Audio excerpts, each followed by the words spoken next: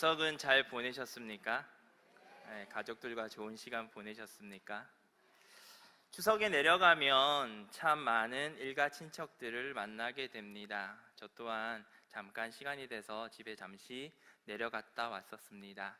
가서 아버지 형제분들이 많이 살아계시지 않으셔서 몇 분 찾아뵙지는 못했었지만 잠깐 담소를 나누면서 함께 이야기를 나누었던 귀한 시간이었습니다. 거기 있으면서 이제 사촌들의 결혼 소식을 접하게 됐습니다. 그래서 누가 이제 며칠 날 결혼을 한다더라, 서울에서 한다더라 라는 소식을 전해 들었습니다.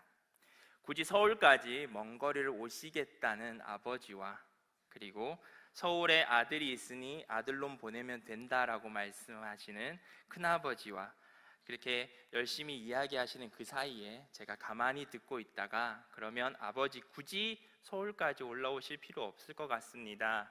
제가 우리 집을 대표해서 제가 갔다 오면 될 것 같습니다 라고 이렇게 말씀을 드렸습니다. 그러면서 문득 대학 시절이 생각이 났습니다. 군대를 제대하고 난 다음에 좋은 기회가 되어서 어학연수를 떠날 일이 있었습니다. 그곳에서 처음으로 어떻게 보면 외국에 나가서 낯선 환경에 있을지도 모르겠지만 왠지 모르게 저는 집 앞에 있는 느낌이었습니다. 저희 집이 이제 외관이라는 동네인데요. 외관이 미군 부대가 바로 앞에 있어요. 그러다 보니까 어릴 때부터 보통 동네 아저씨들이 지나가면 아저씨 사탕 사주세요 이런 말을 먼저 배운다면 저는 코크 플리즈라는 말을 먼저 배웠던 어린 시절이었습니다. 그러다 보니까 외국에 나가면 왠지 저희 집 앞 같은 그런 포근한 인상을 받을 때가 참 많습니다. 그곳에서 저는 홈스테이를 했었습니다. 한국말로 하면 하숙이죠, 하숙. 그래서 낯선 동양인 하나가 이제 하숙을 하게 된 겁니다. 거기 하숙집 주인은 아일랜드 사람이었어요. 아일랜드 출신의 아들 둘을 가진 이혼녀였습니다.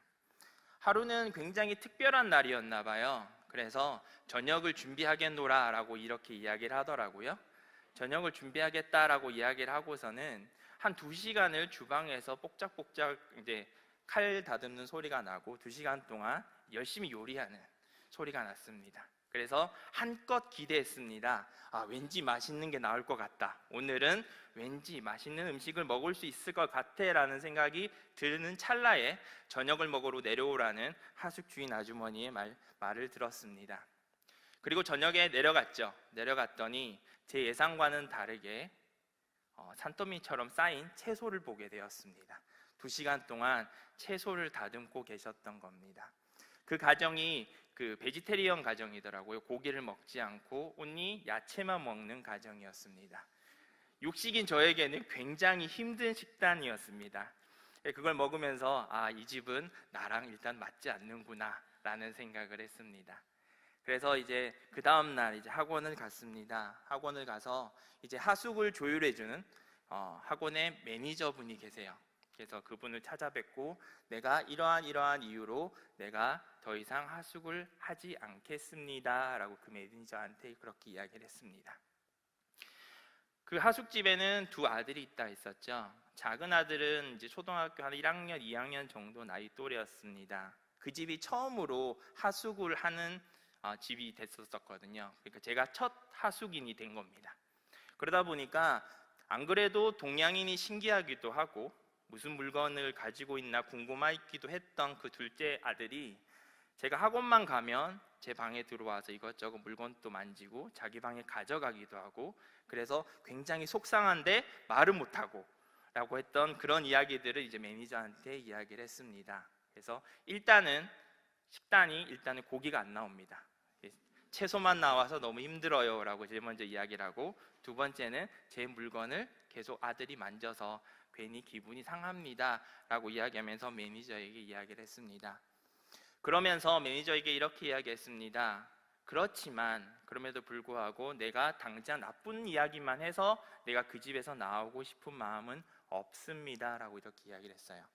왜냐하면 첫 하숙인이었고 그 집에 들어간 첫 동양인이었고, 어떻게 보면 그 사람한테는 나는 단순히 한 동양인이 아닌 한국 사람을 대표하는 사람으로서 나쁜 인상을 심어주고 싶은 마음이 없었던 것입니다. 어린 마음에 그 중압감이 더했었고, 그리고 그 홈스테이가 이런 이유 때문에 나쁩니다 라고 하면서, 그렇기 때문에 나는 이 집에서 나갈 겁니다 라고 이야기를 쉽게 꺼내지 못했었습니다. 그것은 어떻게 보면 많은 책임과 부담감이 동반되어지는 것입니다. 그저 나라는 사람이 그저 하숙을 그만두는 것이 아니라, 그 사람에게는 한국 사람은 이런 이유 때문에 다음에는 한국 사람은 받지 말아야지라는 인상을 더 강하게 남길 수 있기 때문입니다.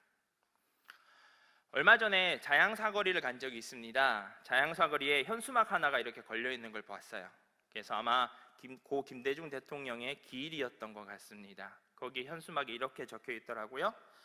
고 김대중 서거 9년 민주당의 영원한 리더라는 글이 적혀져 있었습니다.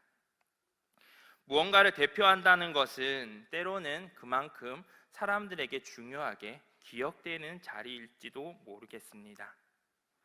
또 얼마 전 많은 신문기사에서 접할 수 있는 기사가 하나 있습니다. 성도 여러분들도 다 아시겠지만 대한예수교 장로회 통합 측 명성교회 일일 것입니다. 어떤 기자는 그 기사를 다룰 때 제목에 이렇게 다뤘더라고요. 장자된 교회 명성교회라고 이렇게 기사 제목을 적어놓은 걸 본 적이 있습니다. 일말에 이런 사건들을 보면서 무엇을 대표한다는 것, 그리고 장자라는 의미에 대해서 다시금 생각해 보았습니다. 구약시대만 해도 장자는 굉장한 의미를 가지고 있었습니다. 창세기에 등장하는 에서와 야곱의 사건만 놓고 봐도 그렇습니다. 야곱은 어떤 사람이었습니까? 어떻게 하면 형의 장자의 명분을 가져올 수 있을까 노력했던 자가 바로 야곱이라는 사람입니다. 야곱이 그렇게 노력을 하고 난 다음에 결국은 뭐로 장자의 명분을 가져오죠? 겨우 팥죽 한 그릇으로 장자의 명분을 가져오게 됩니다. 도대체 그 장자의 자리가 도대체 무엇이길래 야곱이 그렇게 목숨 걸고 장자의 자리를 탐했던 걸까요?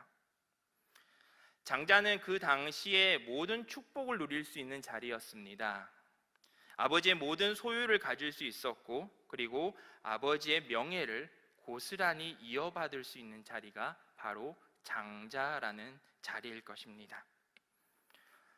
다른 한편으로는 장자의 역할을 잘못 수행했을 때는 어떻게 됩니까? 자기 자신만 망하는 것이 아니라 그 가족 구성원 전체가 망하는 것이 바로 장자의 자리입니다. 그만큼 장자의 자리는 중요합니다. 오늘 함께 읽은 본문은 많은 성도 여러분들이 아시는 내용입니다. 400년 동안 이스라엘 백성들이 애굽에서 고통당하는 가운데서 하나님께서 모세를 보내시고 그리고 이스라엘을 건지시는 내용입니다. 거기에서 완악한 바로의 마음을 돌이키기 위해서 내리셨던 10가지 재앙 중에 마지막 10번째 재앙의 한 장면입니다. 이 장면에서 우리들이 알아야 하는 부분이 있습니다. 바로 하나님이 모세를 통하여 이스라엘 백성들에게 말씀하시는 장면입니다. 13절을 함께 보도록 하겠습니다. 13절입니다. 함께 읽겠습니다. 내가 애굽 땅을 칠 때에 그 피가 너희가 사는 집에 있어서 너희를 위하여 표적이 될지라. 내가 피를 볼 때에 너희를 넘어가리니 재앙이 너희에게 내려 멸하지 아니하리라. 아멘. 이 부분에서 함께 읽은 13절에서 우리들이 보아야 하는 장면이 바로 이 말씀입니다. 그 피가 너희를 위하여 표적이 될 것이다 라는 내용입니다. 어떤 분들은 그냥 하나님의 명령에 따라서 그저 문설주에 피를 발랐더니 이스라엘을 구원하시고 그리고 그 애굽 땅을 멸하셨다라고 단순히 받아들이실지도 모르겠습니다. 명백히 기록되어 있는 것은 이렇게 기록되어 있죠. 피가 표적을 될 것이다 라는 사실입니다. 그런데 애굽 사람에게 표적이 되는 것이 아니라 너희에게 표적이 될 것이다 라고 이야기하고 계신다라는 겁니다. 이스라엘이 왜 애굽에서 종살이를 하게 됐습니까? 하나님 앞에서 범죄하였기 때문에 애굽을 통하여 고난을 주셨고 그 시간 가운데서 건지심으로 인하여서 하나님이 주인 되심을 인정하게 하셨습니다. 과연 이스라엘 백성들이 죄를 지어서 400년 동안 죄를 탕감하면서 살 수 있었을까요? 400년이나 그 시간이 흘렀기 때문에 그 시간 동안에 죄가 다 씻어져서 하나님께서 그들을 구원하셨을까요? 그렇지 않다라는 겁니다. 우리가 죄인임에도 불구하고, 그럼에도 불구하고 이스라엘 백성들을 긍휼히 여기시고 사랑하셨기 때문에, 그런 하나님이셨기 때문에 구원하셨다라는 사실입니다. 우리는 어떤 존재입니까? 창세기 2장 16절에서 17절 말씀 함께 보도록 하겠습니다. 창세기 2장 16절에서부터 17절까지 말씀입니다. 창세기 2장 16절에서부터 17절 말씀입니다. 함께 읽겠습니다. 여호와 하나님이 그 사람에게 명하여 이르시되 동산 각종 나무의 열매는 내가 임의로 먹되 선악을 알게 하는 나무의 열매는 먹지 말라. 내가 먹는 날에는 반드시 죽으리라 하시니라. 아멘. 내가 먹는 날에는 반드시 죽으리라. 하나님이 약속하셨던 부분입니다. 하나님께서는 신실하신 분이시기에 그것을 파하실 수 없으셨습니다. 우리들은 그 원죄 가운데 살아갈 수밖에 없는 존재입니다. 다른 말로 이야기하면 우리는 죄 때문에 죽을 수밖에 없는 존재라는 사실입니다. 이스라엘 백성 또한 그러했습니다. 그들의 원죄와 그리고 자신들이 죄를 지은 죄성에 인해서 죽을 수밖에 없는 사람들이 바로 이스라엘 백성들이었다라는 겁니다. 오늘 성도 여러분과 함께 읽었던 출애굽에서, 오늘 출애굽에서 마지막 재앙으로 발하신 장자의 죽음이란 그저 애굽의 첫 자식을 죽였다는 의미가 아닙니다. 단순히 장자의 죽임으로 인해서 애굽 전체를 멸하셨다라는 그 내용에서 끝나지 않습니다. 또한 이스라엘 백성들의 장자는 안 죽은 것이 아닙니다. 그 어린 양의 피, 즉 어린 양의 죽음으로 인하여서 이스라엘 백성 또한 죽임을 당한 사건이 바로 이 10번째 재앙인 장자의 죽음이라는 사실입니다. 이 사건으로 인해서 애굽 사람도 죽었고 이스라엘 백성 또한 완벽하게 죽은 것입니다. 그들의 죄성을 완벽하게 소멸시키셨다라는 겁니다. 그리고 이스라엘을 새롭게 살게 하여 주셨습니다. 그렇기 때문에 성경에 이렇게 언급되어 있는 것입니다. 그 피가 너희에게 표적이 될 것이다. 우리들이 많은 찬양에서 언급할 때 어린 양 예수라는 표현을 참 많이 합니다. 예수님께서는 어떤 분이십니까? 흠 없으시고 죄 없으신 분이십니다. 순결하신 그 예수님께서 이 땅에 오셨고 그리고 십자가에 달려 죽으심으로 인하여서 그 피를 대가로 우리가 거룩히 여김을 받을 수 있는 것입니다. 장자의 죽음, 우리의 죄성을 대표하셔서 죽으심으로 인하여서 우리가 죄 없다 여김을 받을 수 있는 것입니다. 문화는 시대를 반영한다고 하죠. 문화는 시대를 많이 반영한다라고 이야기를 합니다. 요즘 CCM들 많이 들으시는지 모르겠습니다. 예전 CCM 복음성가를 보면은 보혈이라는 단어들이 굉장히 많이 들어가 있습니다. 가사에, 그죠? 많은 보혈에 관한 내용들이 많이 적혀져 있습니다. 그런데 요즘은 어떻습니까? 보혈이라는 단어 자체가 거의 들어가 있지 않습니다. 하나님께서 우리를 위해서 보혈을 흘려주셨고 그것으로 말미암아 우리가 구원받았다는 내용이 예전에는 많이 기록되어 있지만 요즘 찬양의 가사에는 그저 하나님을 통해서 나는 기쁘다, 기쁨의 가사들만 잔뜩 담겨져 있습니다. 그리하여서 정작 하나님의 그 깊으신 사랑을 이해할 수 없다라는 겁니다. 우리를 위해서 죽기까지 사랑하셨던 그 주님의 마음을 알 수 없습니다. 왜냐하면 보혈에 관해서 알지 못하기 때문입니다. 에베소서 1장 7절을 함께 읽길 원합니다. 에베소서 1장 7절입니다. 에베소서 1장 7절입니다.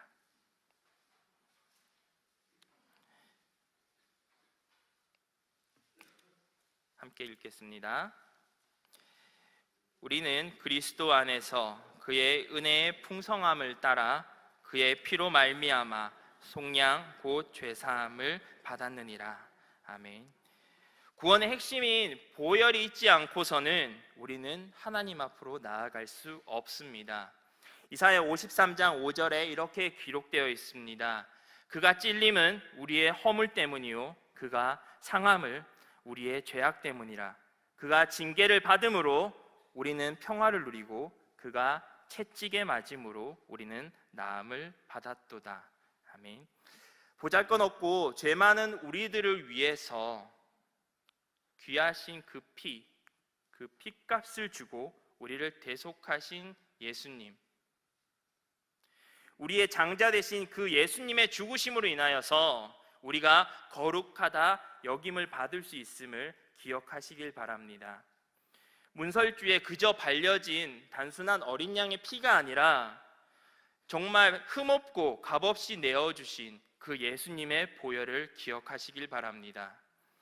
그리고 감사하시길 바랍니다. 그저 보잘것없는 우리들을 위해서 흠없는 주님이 이 땅에 오셨고 우리의 죄를 대신하여서 죽으셨고 우리의 죄를 도말해 주신 그 주님의 사랑과 은혜에 감사하시길 바랍니다. 예배를 귀하게 여기시기 바랍니다. 우리가 어떻게 이 자리에 올 수 있습니까? 예수님께서 그 골고다 언덕에서 그렇게 고통당하시면서까지 우리의 죄를 도말해 주셨기에 우리가 이 자리에서 주님 아버지 앞에 예배 드릴 수 있음을 기억하시고 예배를 귀하게 여기시길 바랍니다. 베드로전서 3장 18절입니다. 베드로전서 3장 18절입니다. 베드로전 3장 18절에 이렇게 기록되어 있습니다. 그리스도께서도 단번에 죄를 위하여 죽으사 의인으로서 불의한 자를 대신하셨으니 이는 우리를 하나님 앞으로 인도하려 하심이라. 육체로는 죽임을 당하시고 영으로는 살리심을 받으셨으니. 아멘. 장자 되신 주님의 보혈로 인해서 하나님은 우리의 영을 살리시고 회복케 하십니다. 하나님은 죄 가운데서 살아갈 수밖에 없는 우리의 영을 긍휼히 여기시고 계십니다. 그리고 그 죽어있는 영을 회복시키시길 원하시고 계십니다. 그 아버지의 마음을 알아가실 수 있는 저와 여러분들이 되기를 소망합니다. 우리가 지금 시대를 살면서 어떻게 이야기하나요? 때가 참 악하다라고 이야기를 합니다. 많은 인터넷에서는 기독교를 욕하기에 바쁩니다. 많은 댓글에서는 기독교라 이야기하지 않고 개독교라고 이야기할 정도로 손가락질 받는 곳 중에 하나가 바로 기독교입니다. 많은 이들이 때가 악한 가운데 살고 있다라고 이야기를 합니다. 우리는 세상의 문제들 가운데서 힘들어할 때가 참 많죠. 우리가 당장 해나갈 할 것이 참 많은데 내가 하고 싶은 일이 때때로 잘 안 됐을 때 실망하고 그리고 교회가 무너져가는 모습들을 보면서 안타까워하면서도 교회를 바라보는 시선 자체가 실망한 눈빛으로 바라볼 때가 참 많습니다. 크리스찬으로 살아간다는 것은 이 시대에 정말 어려운 일일 것입니다. 너무나 힘든 시대를 우리가 살아가고 있다는 것입니다. 그런데 이러한 생각이 어디서부터 시작했을까요? 에베소서 4장 22절에서부터 24절에 보면 이렇게 기록되어 있습니다. 너희는 유혹의 욕심을 따라 썩어져가는 구습을 따르는 옛사람을 벗어버리고 오직 너희의 심령이 새롭게 되어 하나님을 따라 의와 진리의 거룩함으로 지으심을 받은 새 사람을 입으라 라고 기록되어 있습니다. 그 모든 문제의 중심에는 나라는 생각이 깃들어 있다라는 겁니다. 우리는 이제 그러한 생각에서 매여 있는 옛사람에서 벗어나야 합니다. 말씀처럼 의와 진리의 거룩함으로 지으심을 받은 새 사람을 입을 때가 된 것입니다. 그리고 주님께서 보여주신 사랑의 극치를 따르는 몸으로 실천하는 우리들이 되어야 할 것입니다. 우리의 죄를 위하여서 죽으신 어린 양의 피를 기억하며 그 피로 인해서 새롭게 하시는 아버지의 그 뜻 안에서 이 악한 시대 가운데 우리들이 참된 크리스찬 그리고 헌신하는 크리스찬들이 되기를 하나님께서는 원하시고 계십니다. 그저 내 신앙만 잘 되면 돼, 저 사람 신앙이 어떻게 되건 나는 하나님 앞에서만 떳떳하면 돼 라는 그런 모습보다 우리의 가정을 위해서, 그리고 직장을 위해서, 그리고 공동체를 대표하여서 주님이 보여주신 십자가의 길을 묵묵히 따라가는 자, 하나의 미랄이 되어 주어진 자리에서 주님의 빛의 자녀로서의 삶을 감당해 나가기를 하나님께서는 원하고 계십니다. 주님의 사랑을 대표하는 여러분들이 되기를 원합니다. 철저하게 주님 앞에 우리의 것들을 내려놓고 우리의 장자 되신 그 주님의 보혈을 기억하며 그 피에 담겨진 어린 양 되신 주님의 사랑을 알아가면서 감사하는 마음으로 예배를 드리는 저와 여러분들 되기를 소망합니다. 그때 아버지께서, 우리가 그렇게 예배를 드릴 때 그때 아버지께서는 우리의 드려지는 그 제사가 가인의 제사가 아닌 아벨의 제사로, 그리고 우리의 인생을 받아주시고 아버지의 뜻 가운데로 우리를 사용해 주실 것입니다. 혼란스럽고 악한 이 세상 가운데서 아버지의 뜻을 위하여, 그리고 주님께만 영광과 찬양을 올려드리는 저와 여러분들이 되기를 간절히 소망합니다. 이 시간 이 말씀을 생각하면서 찬양 한 곡을 함께 드렸으면 좋겠습니다. 정말 결단하는 마음으로 아버지, 내가 그 보혈을 지나서 아버지께서 흘려주셨던 그 보혈을 지나서 내가 아버지 앞으로 나아가길 소망합니다. 그 존귀하신 그 아버지를 증거하며 살아갈 수 있는 우리들이 되기를 소망하는 마음으로 간절한 마음 담아 함께 이 찬양 드리기 원합니다.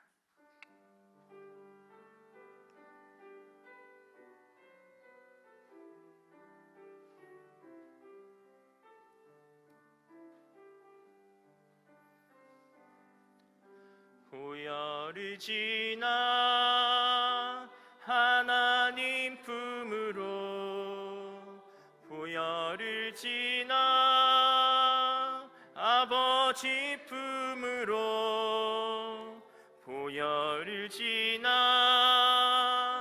하나님 품으로 한 걸음씩 나가.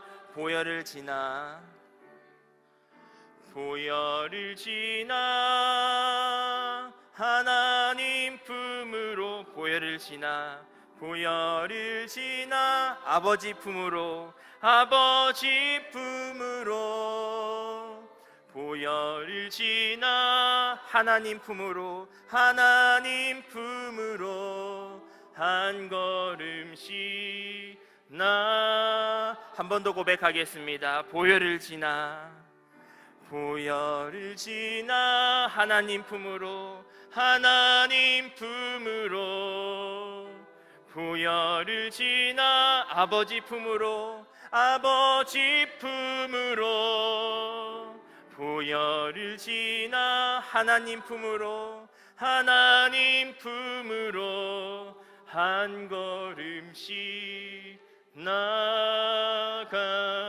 존귀한 주 보혈이 내 영을 새롭게 하시네. 존귀한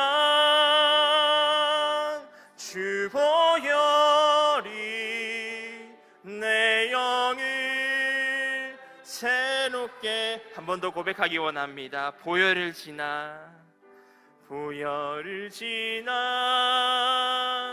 하나님 품으로, 보혈을 지나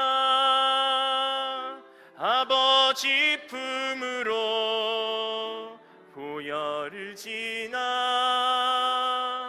하나님 품으로 한 나가. 결단하며 함께 부르겠습니다. 존귀한 주 보혈이 내 영을 새롭게 하시네. 존귀한 주 보혈이 내 영을 새롭게 하네. 이 시간 함께 기도드리기 원합니다. 우리를 위해서 죽으신 보혈의 피를 내가 기억하길 원합니다. 내 삶 가운데